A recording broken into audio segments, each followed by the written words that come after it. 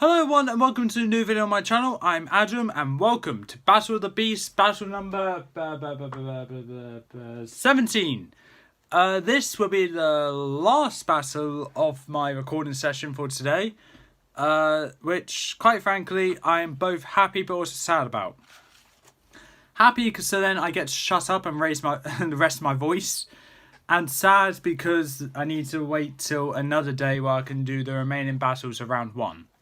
But let's see what our final matchup is of today. Anyway, so the final matchup today: Falra the Snow Phoenix versus Korvax the Sea Dragon. Both of these beasts are incredible in my opinion. One is the best of its series, and the other one isn't the best, but it's also very good. Is very good. So yeah.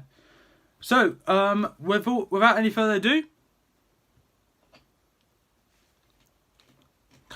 come closer. Let's get to the stats! Falra the Snow Phoenix. This young white phoenix grew up on Ryan, under the watchful eye of the beastkeeper Wilfred. Her wings ripple with flames and her talons drip lava. But Falra is a sworn defender of good now that Tom has freed her from Kent's dark magic. At her awesome stats, she's gonna prove quite an opponent in the tournament.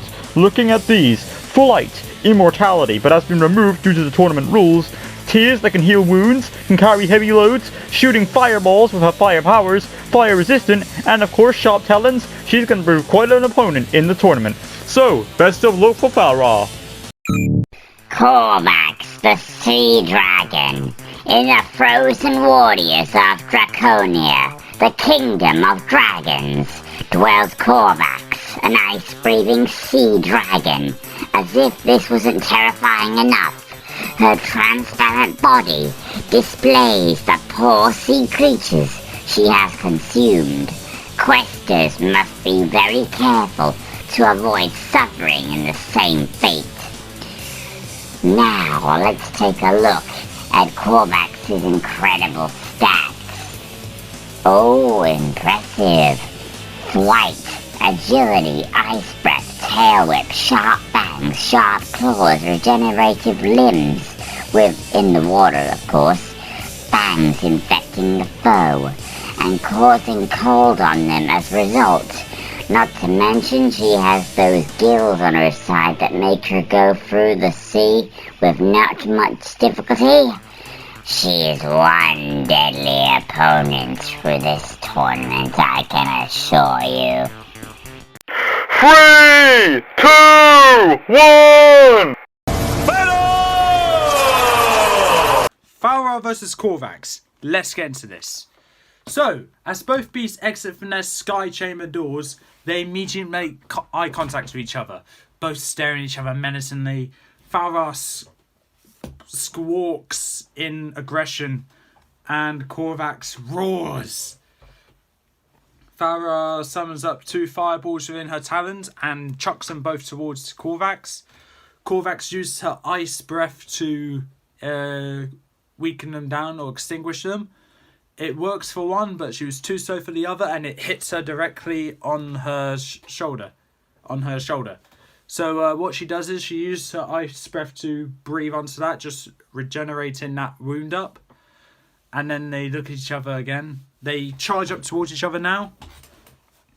Korvax breathing out an ice breath to cool herself down, so then she doesn't melt by physical contact with Falra. And as soon as they get close to each other, Falra turns back upwards, being greeted by the cold air, but just to get away from Korvax, because she straight away greeted her with more fireballs on the back of her neck where she can't reach. Korvax is able to dodge one, but gets hit by the other, and she can't regenerate that. So she's going to have to deal with it, keeping a close eye on her neck. Korvax turns back up towards Falra, who's already got 2 more fireballs down, chucks them down towards her. Korvax is able to dodge both of them, and gets up to Falra's level. They charge up towards each other again, and Falra goes to shoot another fireball. Korvax is able to dodge it, and as she's out of the fight, as Korvax is out of the flight path between her and Falra, Falra assumes that she's won that little game of chicken, but she was sorely mistaken. She gets greeted by Korvax's tail whipping her square in the face, knocking her backwards. Falra starts plummeting down to the ground, but quickly regains herself before she hits the ground. And Korvax is what seems to be laughing at her plan working. She shoots an ice breath towards Falra, and Falra greets it back with a fireball that just absorbs all of it that she's keep conjuring up. That's it between her talons, just keeping herself warm, but also absorbing the ice. Then when she thinks it's strong enough, she chucks it towards Korvax. And then flies up and then chucks another one from above Korvax down towards her. Korvax realises she's going to need to abandon her plan with the ice breath on the fireball, and gets away from both of them, where they both collide and make a giant explosion of fire that grazes Korvax. It gets Korvax, where she gets a bit weak, so she flies down to the ground to try and regain herself. But Falra's not showing any mercy to someone that tries to kill her. She chucks more fireballs down towards Korvax, and eventually just surrounding Korvax in a circle of fire. Korvax uses her ice breath to extinguish the fire, but is only greeted by more fireballs replacing that. Korvax feels herself drenching with sweat, and she realises she's not meant to be sweating. That means she's melting. So what she does is she focuses her attention on herself, just to breathe ice all over her, just to heal back up, and she gets the strength to be able to fly away from that fiasco. And Falra decides that she doesn't want Korvax touching the ground anymore, so she conjures up multiple fireballs, hitting it towards the ground, causing a fire to just erupt everywhere around the ground of the arena. Korvax looks up towards Falra and shoots an ice breath towards Falra. Falra dodges it and gives a squawk in a mocking laugh, just as in to say that she's got the advantage. Korvax at first doesn't know what she means, but then she realises heat rises. Korvax feels herself starting to melt, and realising that she needs to take care of herself and also that field and Falra, she's got her work cut out. So what she does is that she goes straight for the fiery field at first, extinguishing the flames with all her fire breath while she's being careful not to get too close to the heat. Falra gets another idea, conjures up a fireball and chucks it towards Korvax, where it hits her square in the back, causing Korvax to roar in pain and focus her attention on herself to revive herself, just to not melt her so much anymore. Falra then squawks in anger for ruining her plan, and Falra shoots more fireballs towards Korvax. Korvax is able to dodge it, but it's causing more fire to erupt. And when Korvax is trying to extinguish each flame, was also trying to dodge the fireballs that Falra is shooting at her. Korvax goes back up to flying to eye level with Falra, and they both eye each other. They charge at each other with all their might, and Falra decides to go down this time to dodge Korvax, but Korvax was thinking the same idea. They both go down and they charge right into each other, colliding into each other, causing Korvax to melt even more as she's close to the Fire Phoenix or the Snow Phoenix, but also Falra to feel the pain from the ice that Korvax is shrouding herself in her body. They both start plummeting down to the ground. They're still not stopping from fighting each other though. Falra's digging her claws into Korvax and conjuring up fireballs inside of Korvax. Korvax is biting with her poisonous Is it poisonous? With her... Is it poisonous? I don't know. Okay, I'm not... Because I'm not entirely sure if Korvax's teeth are poisonous, I'm not going to say they are.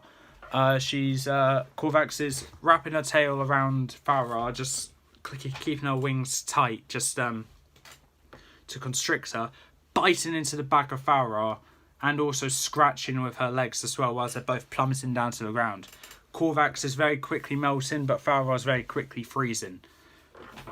As soon as they both crash to the ground, an eruption of steam and sand just shrouds the entire arena.